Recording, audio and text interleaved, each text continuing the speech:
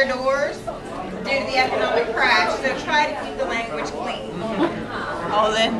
You'll find some photos on your table of a younger, much more handsome Timmy around the room. Please deface them at will. You'll see a little thought bubbles right in what you think he's saying or something that you want to say to him. When you are done with them, we have a Tim capsule up here at the front. Please put them in the Tim capsule so he can laugh at them, cry at them later. Also on your tables are some cards of some little known facts about Tim's life. How well do you really know him? And lastly, there are blank cards and pins for you to share your personal messages to Tim. Place them in the Tim capsule and the roast or toast never has to end.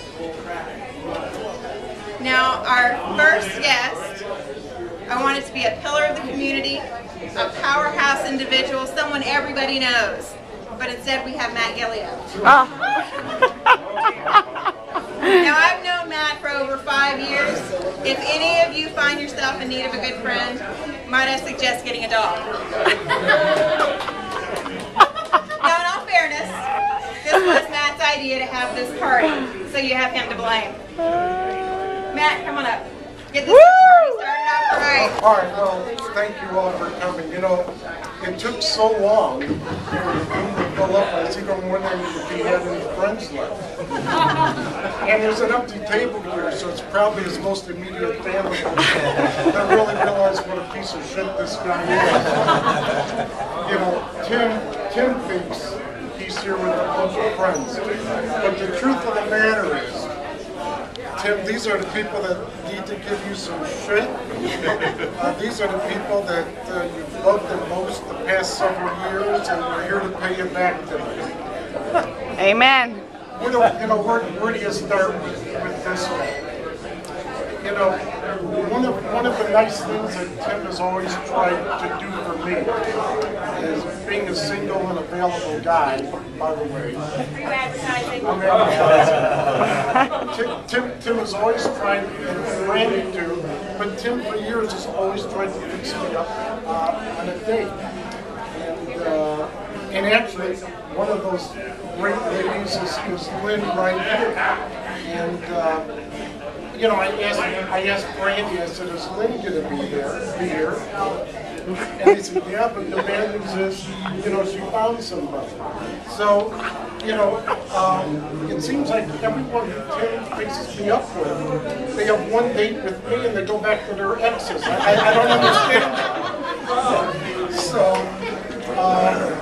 But Tim doesn't realize, and I don't know if everyone here knows, but supposedly Tim's been bragging that he's in the auto business now.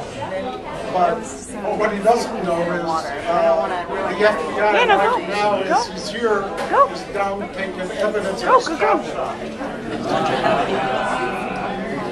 So anyways, what do you say about Tim?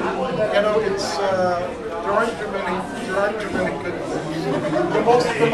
The most surprising thing is that he's got Brandy here.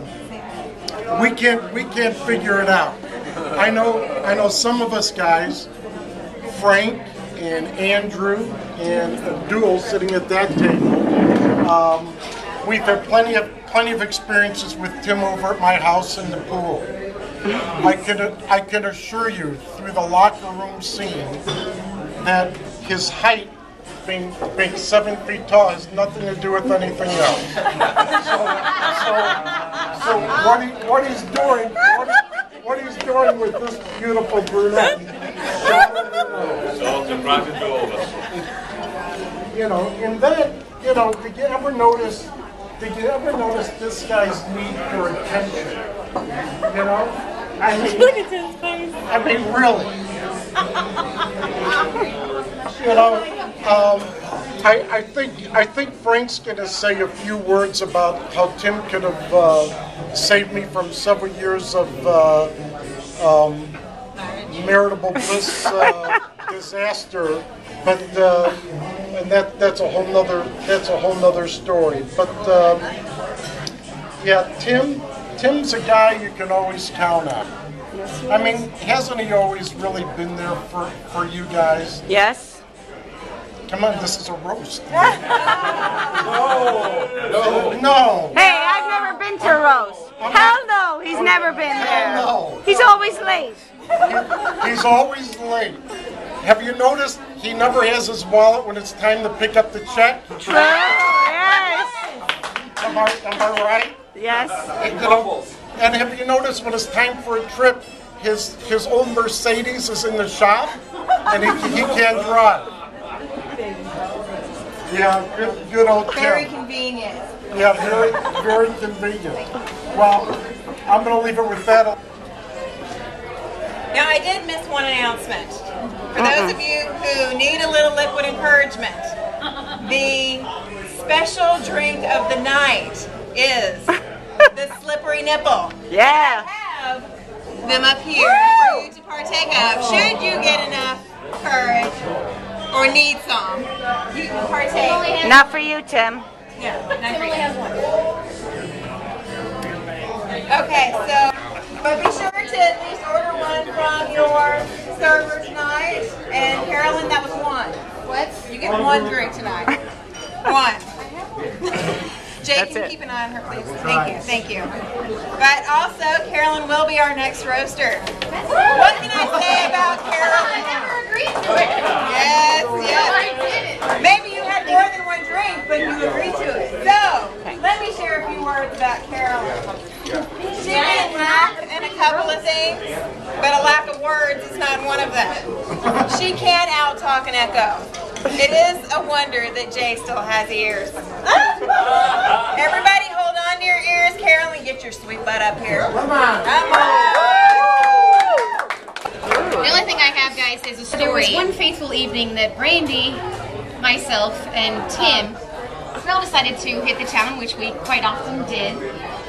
This particular evening, our friend owned the bar, so we didn't really leave until about 4 o'clock in the morning. Typical night. Typical night, yeah, typical night. We decided that we were going to do what great drunks do, and that's go out for breakfast in some really shitty diner.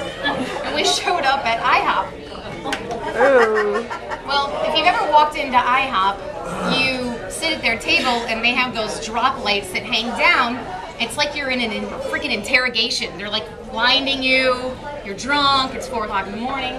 So I decided it's too bright, so I turn the light bulb off. The server proceeds to come over and says, "Ma'am, I'm sorry, you can't turn the light bulb off. You're not allowed to do that." She reaches over and she tightens it back up, and Tim's like, "What the hell's the big deal? It's too bright in here. There's like 8,000 other lights." The woman says, "You're not allowed to." All right, so she goes, gets her coffee, she comes back, the light's back off. The woman says, "All right, I'm telling you right now, you do that one more time, you guys are out of here." Tim cannot help himself at all. Typical. So immediately, Tim turns it back off, and the woman goes, "All right, that's it, you're out of here." Tim goes, "You're gonna throw us out of a freaking IHOP at 4 o'clock in the morning?" And she said, "Yep." And he goes, "Fine. Come on, everyone." We all stand up, and he goes, "We're taking our freaking coffees with us."